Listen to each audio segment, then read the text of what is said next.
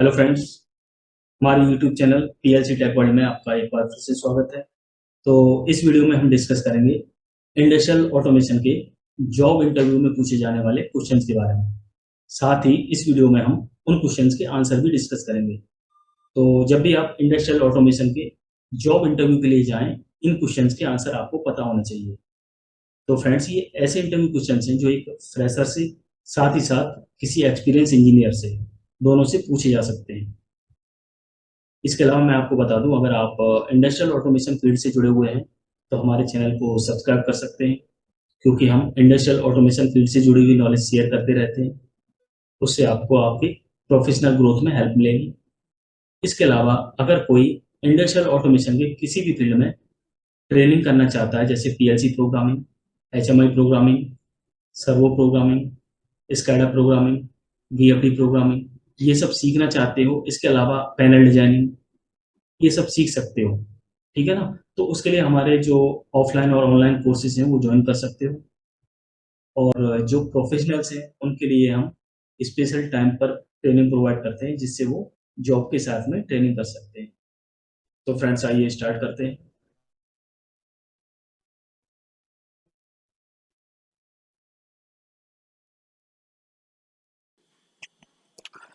तो industrial automation में जब आप इंटरव्यू देने जाएंगे तो ये क्वेश्चन आपसे पूछा जा सकता है कि पीएलसी क्या होती है।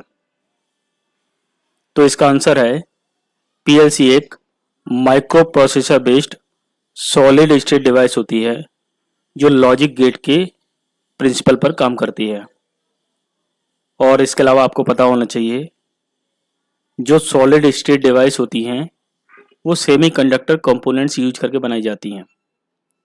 तो जो सेमी कंडक्टर कंपोनेंट्स होते हैं वो हैं diode, transistor, MOSFET, ऑप्टोकपलर्स।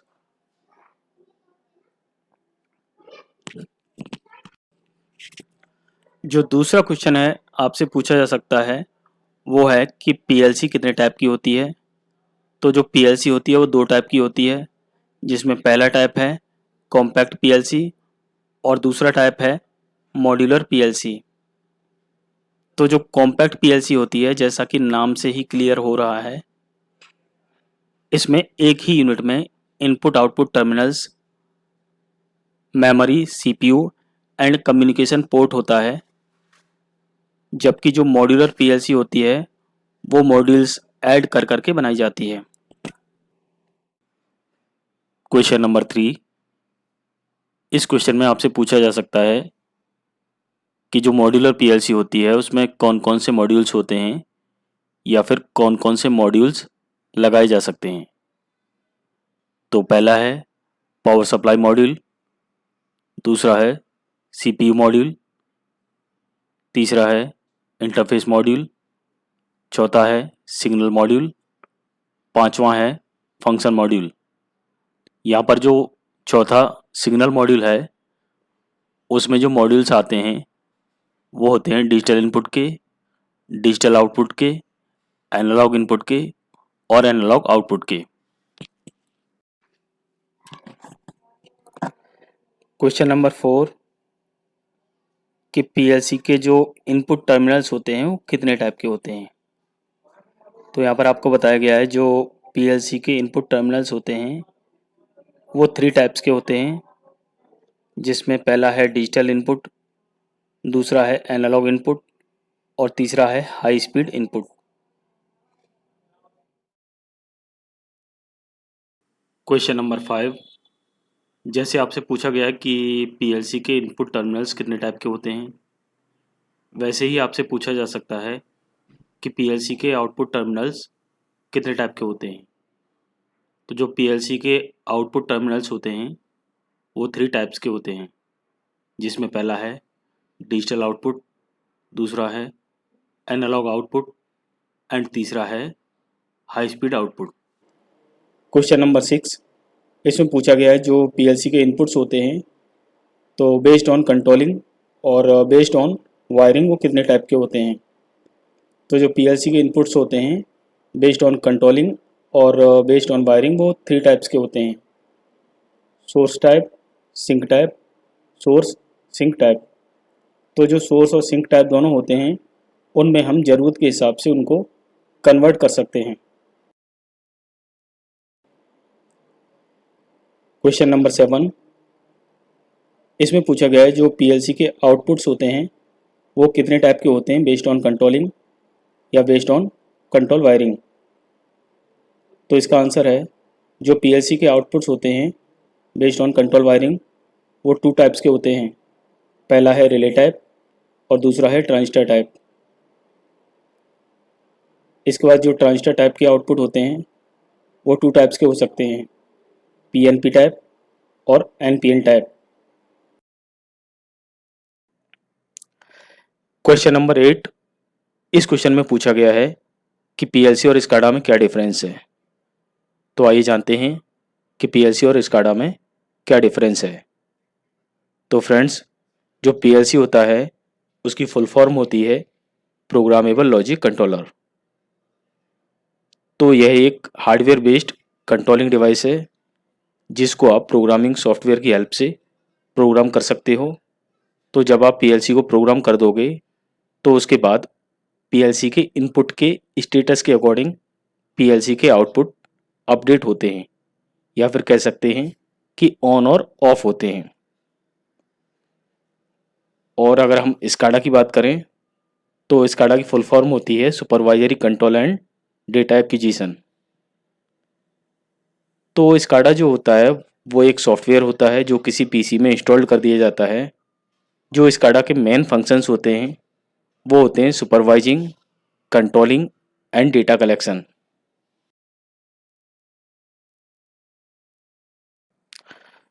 Question number 9, इस क्वेश्चन में पूछा गया है कि एचएमआई और स्काडा में क्या डिफरेंस है। तो आइए जानते हैं कि एचएमआई और स्काडा में क्या डिफरेंस है। तो फ्रेंड्स, जो एचएमआई होती है वो एक डिस्प्ले बेस्ड ऑपरेटिंग डिवाइस होती है जो किसी कंट्रोल पैनल में या फिर मशीन के पास में ही माउंट की जाती है। जनरली देखा गया है जो एचएमआई होती है वो किसी एक सिंगल मशीन को कंट्रोल करने के लिए यूज की जाती है। इसके अलावा हम कह सकते हैं जो एचएमआई होती है वो किसी मशीन को लोकली कंट्रोल करने के लिए यूज की जाती है। और अगर हम स्काडा की बात करें तो स्काडा एक सॉफ्टवेयर होता है जो किसी पीसी में इंस्टॉल कर दिया जाता है और उस पीसी को कंपनी में ही या फैक्ट्री में किसी कंट्रोल रूम में रखा जाता है।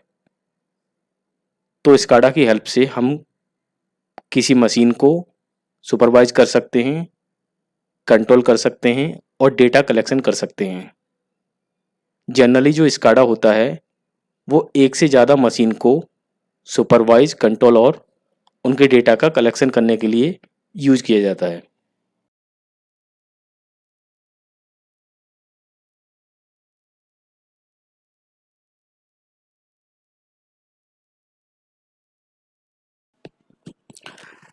क्वेश्चन नंबर 10 कि वीएफडी का यूज क्या होता है। तो फ्रेंड्स, आपको पता होना चाहिए जो वीएफडी होती है वो 3 फेज इंडक्शन मोटर को चलाने के काम आती है। तो वीएफडी को यूज करके आप किसी भी 3 फेज इंडक्शन मोटर के आरपीएम को चेंज कर सकते हो, मोटर को लोकली और रिमोटली कंट्रोल कर सकते हो और मोटर का जो रैंप अप और रैंप डाउन टाइम होता है उसको भी चेंज कर सकते हो। मोटर की डायरेक्शन चेंज कर सकते हो ज़रूरत पड़ने पर और जो मोटर होती है उसको कम्युनिकेशन की हेल्प से कंट्रोल कर सकते हो।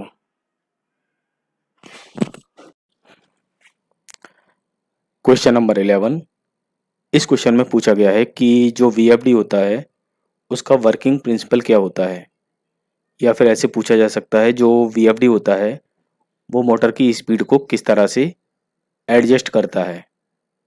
तो एक फॉर्मूला होता है NS इक्वल टू 120 F/P। यहाँ पर जो NS है वो मैग्नेटिक फील्ड की स्पीड है और F है जो मोटर को हम सप्लाई दे रहे हैं उसकी फ्रिक्वेंसी है, P है नंबर ऑफ पोल्स। तो यहाँ पर आप देख सकते हैं जो नंबर ऑफ पोल्स होते हैं मोटर के अंदर वो फिक्स होते हैं, कांस्टेंट होते हैं। तो NS केवल डिपेंडेंट रह गया फ्रिक्वेंसी पर।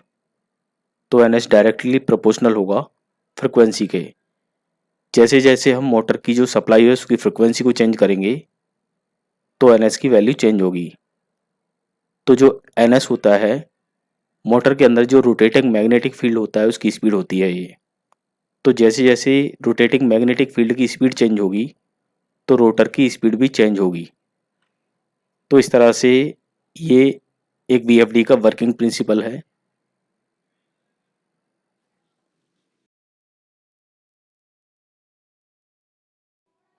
क्वेश्चन नंबर 12, इस क्वेश्चन में आपसे पूछा जा सकता है कि PLC पर कनेक्ट होने वाली इनपुट डिवाइसेस कौन कौन सी होती हैं और आउटपुट डिवाइसेस कौन कौन सी होती हैं।